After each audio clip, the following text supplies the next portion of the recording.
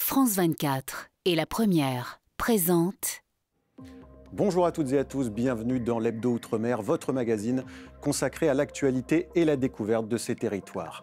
À la une, cette semaine, les victimes des essais nucléaires en Polynésie, de plus en plus nombreuses à être reconnues comme telles. Leur indemnisation reste toutefois insuffisante pour les associations. On en parle dans cette édition.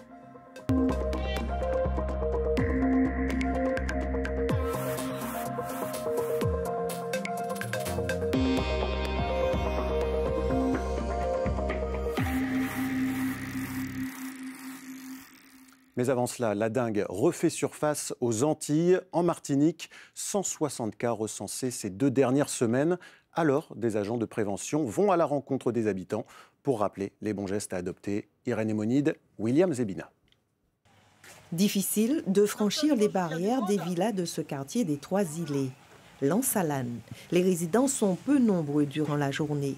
Ces agents de l'ARS, l'Agence régionale de santé, traquent les gîtes larvaires. Le moustique Aedes aegypti, précisément. On est amené effectivement à investiguer votre maison et à vérifier avec vous si vous avez des lieux, des endroits, ce qu'on appelle des gîtes potentiels en larves de moustiques. Et le moustique en question, c'est lui. Il n'a pas changé d'un pouce depuis plusieurs décennies. Un moustique domestique, il aime bien le genre humain, vecteur du chikungunya, du Zika et de la dengue. La dengue, une maladie qui gagne du terrain depuis quelques semaines en Martinique. Madame n'en peut plus. Elle a sans doute à son domicile Culex et Aedes aegypti. On a énormément de moustiques. Je ne dis pas plein, on en a énormément. Moi, vous voyez, mes chaussettes sont en bas. Je les ai enlevées avant que vous arriviez parce que j'ai la honte, j'ai des chaussettes noires jusque-là pour me protéger les pieds parce que c'est affreux, quoi. Il vit à l'intérieur de la maison avec l'habitant, donc même des endroits vraiment où on ne pense pas vraiment à les trouver, dans la chambre, dans la salle de bain, dans la cuisine, on peut les trouver même dans les égouttoirs à vaisselle. Donc c'est vraiment un moustique qui est dit domestique. C'est pas évident, on a eu, comme vous avez pu le voir depuis ce matin, beaucoup de maisons fermées. On a eu quelques personnes aussi très réticentes à nous recevoir aussi à l'intérieur de leur maison, donc il faut insister. Insister avant de franchir la phase de recrudescence. L'ARS tire d'ores et déjà la sonnette d'alarme. On assiste ces dernières semaines à une augmentation du nombre de cas et surtout à une extension géographique de ces cas sur l'ensemble du territoire. Donc du sud, on observe maintenant qu'il y a des cas sur le centre et vers le nord de la Martinique. Il est encore temps maintenant d'agir pour éviter une épidémie, que l'on réside en habitat collectif ou individuel. On connaît les gestes pour éviter, donc il est important de les mettre en œuvre pour éviter justement une épidémie qui peut avoir vraiment des conséquences importantes déjà à titre individuel, mais également pour le système de santé. Les agents de l'ARS seront toute la semaine sur le terrain dans les villes du Sud et du Nord-Atlantique également, au nom de la prévention. Dans l'actualité, également le remaniement du gouvernement. Le ministère des Outre-mer n'y a pas échappé. Jean-François Carenco cède sa place au centriste Philippe Vigier, toujours sous la tutelle de Gérald Darmanin. Le nouveau locataire de la rue Oudinot partira aux côtés du président de la République dès ce week-end en Nouvelle-Calédonie. On l'écoute. Je les parcourrai, j'irai à leur rencontre, écouter leurs propositions, leur faire passer mon message. Je serai à tout moment totalement impliqué pour obtenir les arbitrages et faire en sorte que les 2 600 000 hommes et femmes des territoires d'outre-mer et des départements d'outre-mer, on leur apporte vraiment un avenir meilleur que l'on va dire tous ensemble. Et en bref également, des engagés polynésiens de retour chez eux après une opération à Hawaï. Ils ont pris part à une mission de coopération avec l'armée américaine dans le cadre de l'opération Pégase. Objectif, renforcer le déploiement des forces françaises dans la zone Indo-Pacifique. Le Pacifique, où les demandes d'indemnisation des victimes des essais nucléaires ont explosé l'an dernier, mais pour les associations, encore trop peu de maladies sont prises en charge. C'est le dossier de cet hebdo. Il est signé Mélissa Chong et Patita Savea. 172, c'est le nombre de victimes des essais nucléaires ou de leurs ayants droit bénéficiant d'une offre d'indemnisation en 2022, une offre qui se chiffre à plus d'1,77 milliard de francs pacifiques au global. Les demandes augmentent donc, on en compte 328, c'est 50% de plus qu'en 2021. L'État s'est engagé à rembourser les dépenses réalisées par la CPS pour soigner des personnes atteintes du cancer et reconnues par le comité d'indemnisation aux victimes. Ces personnes, en ce moment, elles sont entre 300 et 400, mais comme on a créé une mission à l'Evert, au sein du Haut-Commissariat, son nombre augmente. Donc là, c'est la CPS qui a proposé de rembourser avec un forfait de 71 000 euros par cancer, ce qui donne approximativement 5 milliards. Pour Philippe Neuffer, le taux d'acceptation de 53% demeure encore trop bas et la liste des cancers reconnus doit être élargie à juste titre, suivant les pathologies des victimes. Le préjudice propre des ayants droit des victimes des essais nucléaires français dans le Pacifique ne sont pas indemnisés. Leur préjudice propre, leur souffrance parce qu'ils ont perdu leur père, dans cette énumération des pathologies qui donnent droit à cette indemnité, quelque chose qui n'est peut-être pas conforme à certaines réalités médicales, je ne sais pas. Ce que je vois, c'est que j'ai une cliente qui était atteinte du cancer de vagin, qui n'a pas été indemnisée parce que ce n'est pas le cancer de l'utérus. Si les cancers des poumons restent majoritaires, 24 pathologies figurent sur la liste des maladies radio-induites. Du côté de l'association 193, les outils de mesure doivent évoluer, notamment pour le millisievert. Ce que c'est le cadre législatif, le cadre pour pouvoir reconnaître, c'est le CIVEN. Ce sont les outils qu'ils utilisent pour reconnaître ces maladies, ces malades-là qu'il faudra changer. Donc, pour nous, tout simplement supprimer le fameux millisievert. Est-ce qu'on a les outils à partir de telle ou telle quantité? Si on ne les a pas, il faudra faire une proposition pour reconnaître autrement, sans mesure.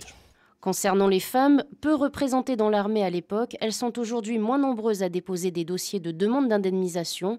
Pourtant, la majorité des victimes de sexe féminin souffrent d'un cancer du sein, de l'utérus ou encore des ovaires.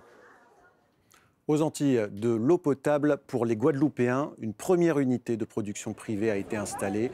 Elle propose de l'eau ultra filtrée, un dispositif pour pallier le réseau de canalisation vétuste depuis plusieurs années.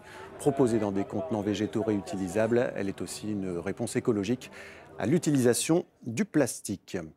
Le plastique, elles, ont décidé de lui donner une seconde vie. En Nouvelle-Calédonie, une mère et sa fille recyclent les déchets mixtes. Leur société est même devenue une référence dans le Pacifique. Myrna Kilama, Cédric Michaud. Alors ici, on a toute la partie en fait, préparation des matières en vue de leur recyclage. Donc on va préparer notamment le sable de verre, les bouteilles qui sont envoyées dans la machine et qui ressortent en 2 granulats différents. Ça par exemple, ce sont les plastiques issus des bacs poubelles qu'on démantèle ici et qu'on broie en fait, pour avoir de la matière en fait, qui va être apportée au même titre dans la formulation en fait, d'éco-pavement. La formulation éco-pavement désigne le procédé de transformation de déchets mixtes, breveté par la famille Tini et testé dans une de leurs 4 usines de recyclage.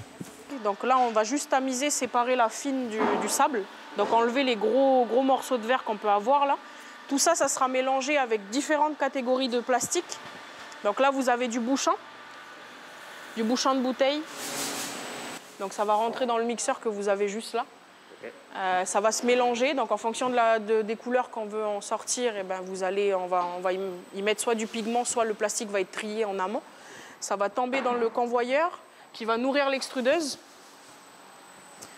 Et ensuite, on a la pâte en sortie. On va en faire des matériaux de construction. Donc on a des dalles, on a des bordures, des parements muraux, des caniveaux avec gris, utilisables en fait, pour le particulier comme pour le BTP en, fait, en Calédonie. Ça peut remplacer le béton, ça peut remplacer aussi des produits qui viennent de l'étranger. Et tout ça fait avec des déchets localement. Créer de la richesse à partir de différents déchets, une idée simple mais pas si répandue que ça. Je me suis aperçu en fait, qu'on était très en avance en fait, sur la plupart des techniques, puisqu'il faut savoir que la plupart des usines de recyclage en fait, dans le Pacifique sont faites sur un monodéchet. Les produits en fait, sortants sont issus de mélanges de ces déchets. L'entreprise familiale souhaite exporter leur formule de recyclage mixte qui, selon elle, constitue une véritable valeur ajoutée à l'économie circulaire. Direction l'Atlantique Nord, on vous emmène à Saint-Pierre-et-Miquelon. Les habitants de cet archipel descendent pour certains des pêcheurs basques. Alors, pour leur rendre hommage, une association a reproduit une scène de l'époque. Arnaud Delair et Marie Paturel ont assisté à cette reconstitution. Regardez. Autrefois, au rythme des coups de rame, les marins basques s'en allaient pêcher au large, à bord de leur traînière. À leur retour, ils étaient accueillis par des danses et des chants traditionnels.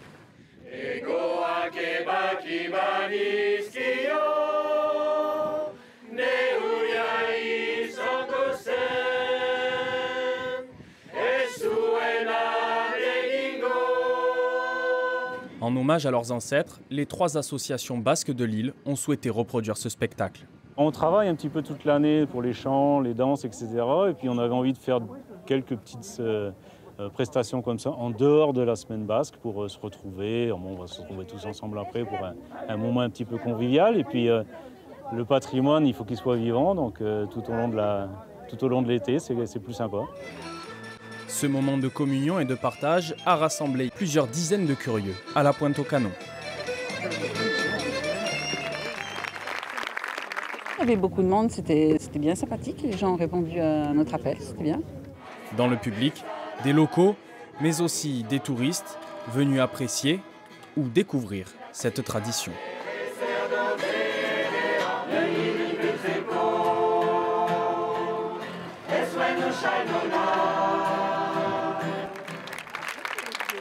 Je trouvais ça très chouette, je connais pas du tout les chants basques et la tradition basque. Donc découvrir ça à Saint-Pierre-et-Miquelon, ça fait plaisir. C'est une ambiance très sympathique. Beaucoup de gens viennent apprécier le spectacle et j'apprécie aussi d'être là avec mes filles, mes petits-enfants et du bonheur. La soirée s'est poursuivie aux Salines autour d'un repas organisé par les associations. Et voilà, c'est la fin de cette édition. L'actualité des Outre-mer se poursuit en ligne et en continu sur france24.com et lapremière.fr. Nous, on se quitte sur ces images du 7e festival des arts mélanésiens qui a démarré au Vanuatu. Danse et chants en tenue traditionnelle rythment cet événement auquel prennent part des artistes et artisans de Nouvelle-Calédonie. Bonne journée.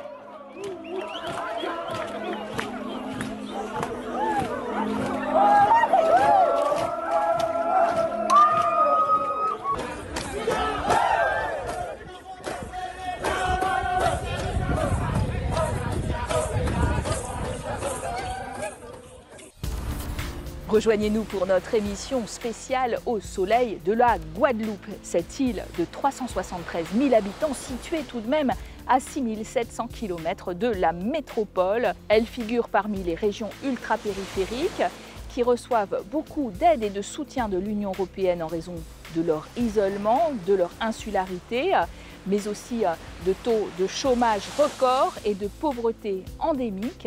Les programmes européens vont-ils aider à résoudre tous ces problèmes? Nous le verrons à travers nos reportages, mais aussi avec nos invités. L'Europe dans tous ses états, présenté par Caroline de Camaret, à voir sur France 24 et france24.com.